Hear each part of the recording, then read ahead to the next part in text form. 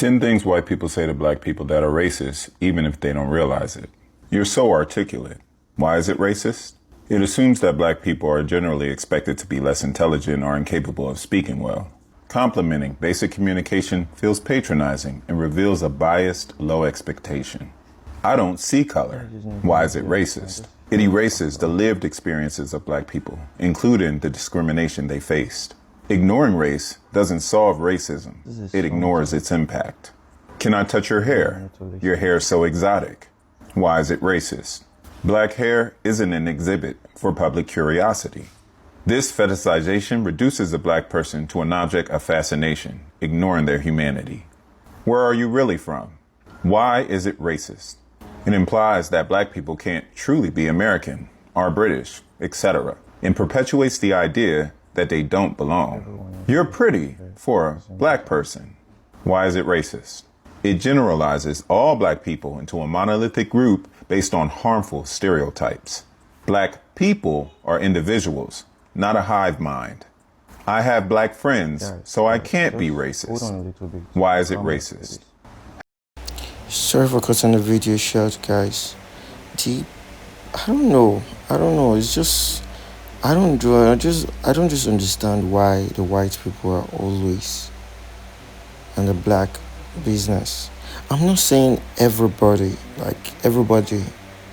has an issue, especially the whites. I'm not talking about the white. I'm talking about both the white and the black. It's just crazy enough. I just wish everybody can be united, but it's not possible, because the fact alone that maybe at the church or at the school, like you have an elderly one and the elderly one is like fixing stuff in your head and telling you, oh, this is what the black is, this is what the white is, this, you should not do this, you should not do that. That's crazy. That's not good. You understand? We all know what is right, so why the ups and down? Why? It's high time we need to stop this. We really need to stop this and have one goal. We really need to have one goal instead of ups and down. Definitely, I have a friend. She was just going to the supermarket to get one or two, and she was at the line, and all of a sudden this white dude saw she was on the line and just passed her over and went straight up to the counter. And you could see there was someone there waiting, and you just went, who does that? Having black friends doesn't absolve someone of racism, nor does it mean they understand or even respect black experiences. It often comes off as a deflection rather than addressing someone's problematic behavior. You're not like other black people. Why is it racist? This is a backhanded insult to the broader black community, reinforcing negative stereotypes while positioning the individual as an exception. Slavery was a long time ago. Why don't you just get over it? Why is it racist? It dismisses generational trauma and systemic inequalities rooted in slavery and ongoing racism, showing ignorance of history and its ongoing effects. All lives matter. Why is it racist? It dismisses specific struggles black people face by undermining the purpose of Black Lives Matter to address racial inequality and police brutality. Saying all lives matter ignores these disparities. Comments like these often come from ignorance, not malice, but it doesn't make them less harmful. These statements invalidate, stereotype, and patronize black people and perpetuate the very biases many of them claim they do not have. It's important to listen, learn, and engage with humility to avoid unintentionally reinforcing racism. Genuinely give zero about your guys' feelings, and I will come on here and say all the uncomfortable truths that everybody knows is true, but absolutely nobody will talk about. Black people are the most racist individuals that there is in 2025. As a white person, I certainly can't go to a black community and feel safe. But when they come to white communities, it's like they're in Disneyland. I used to be an addict, so every time I'd go down to Newark, I would have to make sure I was strapped. I don't think they have to feel the same way about going out in a white community. Matter of fact, they can come here and say whatever they want. They can call me white boy this, white boy that, white whatever the And I'm just simply not going to comply with the double standard. I genuinely do not care one bit about your guys' feelings, and I'll tell you the truth. And the truth is, in 2025, white kids are being raised to be accepting individuals, and it's not the other way around. And everybody knows that. And he's absolutely right. I got to be objective. I got to call a spade a spade. And I think that there is some nuance here. So let's go ahead and get the pleasantries out of the way. Of course, there are some still racist white people. Of course, there are racist black people. Of course, there are some white people that raise their children to be a little bit more demonic. And of course, there are black people to raise their children to be a little bit more demonic. So nobody's a monolith. And when we talk about the majority, not the minority. So now that we got the pleasantries out of the way, let's ask ourselves this question. Is it the truth? Is it the truth, and why? And I think that the why is what we then explore after we evaluate if it's the truth.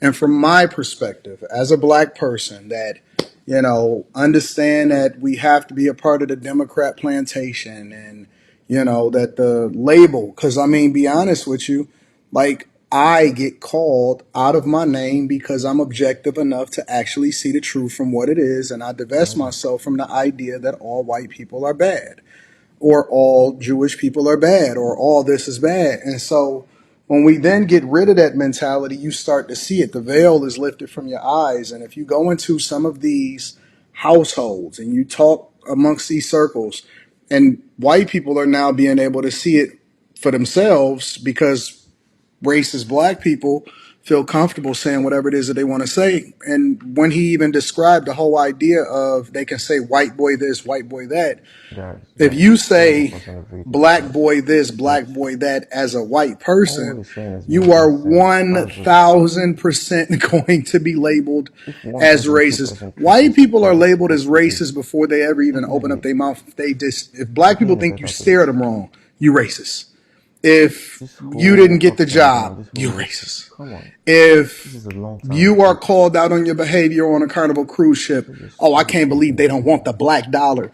Like, you will never hear openly people say, I can't believe they don't want the white dollar. You know what I'm saying? And so the litmus test is always, if you don't feel comfortable with somebody doing to you what you. Why I stopped being a racist? Part one.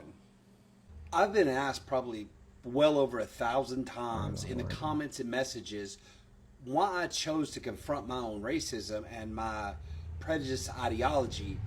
So I thought I'd just have an honest conversation with you and break it down over a few parts and let you see into the mind of someone like me, the way I grew up, and the man I'm becoming. Now, here's the crazy thing.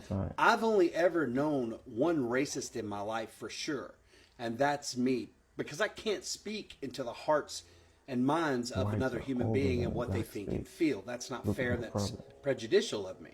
So I'm the only one I've ever known, so I feel I can speak with authority about this. I'm not calling out other people who are.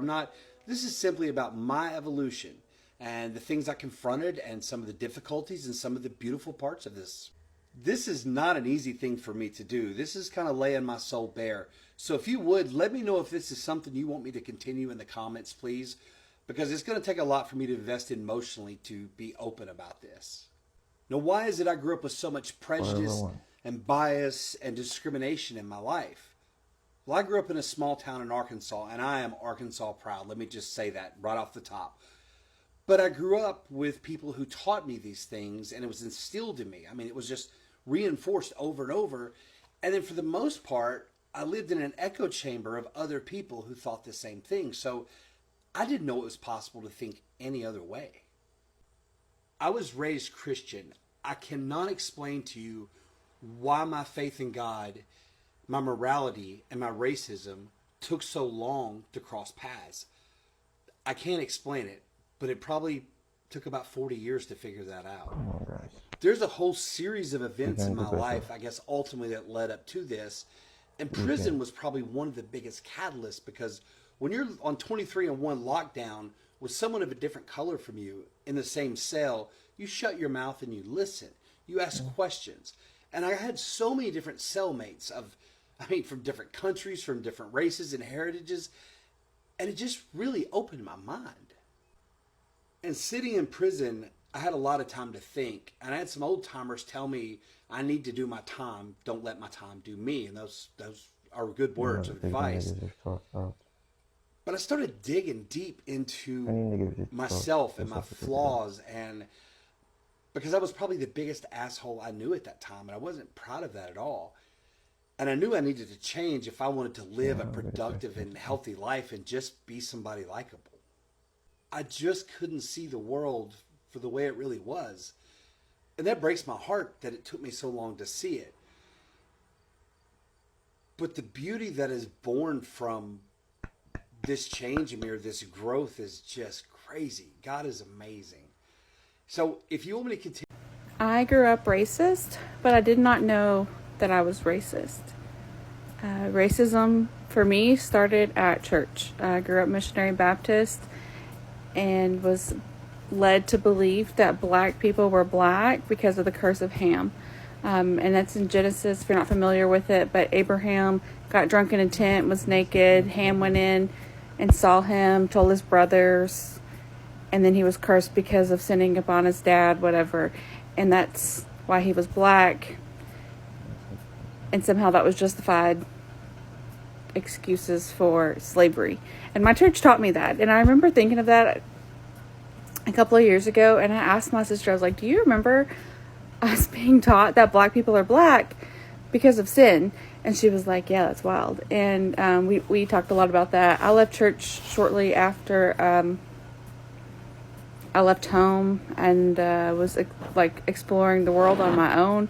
I had never really been around black people until my senior year of high school. I went to a school that was all white. I had a black girl who was in my school in 3rd grade. She moved away quickly, obviously. I had a Hispanic family who moved in when I was in 4th grade, and they moved away after about a week and a half. And they all went to school across the river. And that was a lot more diverse than the school that I went to. But I didn't know that I was racist. I had never been around anyone.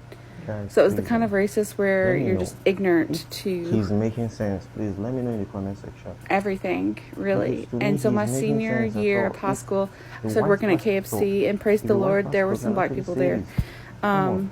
And I say praise If the he's Lord. making sense, please Um, let me know in the comment section. there were some black No, people no. there, some black girls, Because we have and to take things in they our hands and do what is right. taught me everything. They taught me everything, and Do they what put is up with right. me, We all know what and they is answered right. all my questions, Both white and and black. We all know what is right. they were there. Like I you had know. never been exposed. I didn't know better. You don't tell me I you don't know. knew what I had heard, You know what is black. You know what is and white. that's what I Do believed. what is right. I had never been around You guys, please let me know in the anybody of comment color section. Only to your teach me opinion anything any in the comment different. section. Let me know. And Just it was really eye put your opening. opinion So when in the people comment ask section. like how are people still racist today? Well, Let's go. it starts at the church for me and for many other people. I did make a list the other night while I was up pumping about things that I thought or that justified reasons of like why I was not racist. I'm not racist because I blah blah blah. And it's pretty embarrassing for the reasons why I thought I wasn't racist when I didn't even know a single black person or a single Hispanic person or a single anybody person who wasn't as white as me. I'm telling you, here's what's funny to me about white people. And this is why I constantly am called a racist and I don't like white people. There was a great quote and somebody said, black people need to stop playing the race card. And then someone in the comment wrote, listen, if y'all want black people to stop playing the race card, tell white people to stop dealing it to us. And what? No, don't. Why you crunch your eyebrows? Like you don't understand what that I don't means. understand. Can you explain it to me? Like I don't get it. The fact is, explain it to me. black people, y'all always scream race, race, race, victim, victim, victim. Well, if we're tired of talking about it, or if you're tired of hearing it, then we're tired of going through it. Okay. You understand what I'm saying? Take some accountability for what the fuck y'all do. Because it's simple math. We wouldn't be here if y'all didn't do the things you do to cause us to be here. I have never been against equal opportunity. I've never been against reparations. I was on, at first I got a little wrong, but then I corrected myself later on. You, Vlad. You. This is something. There's a lot of white folks that are against reparations. Okay. There are a lot of white I'm not folks one that of are them. for equality. Yep, I'm for it. Listen, I went to Berkeley.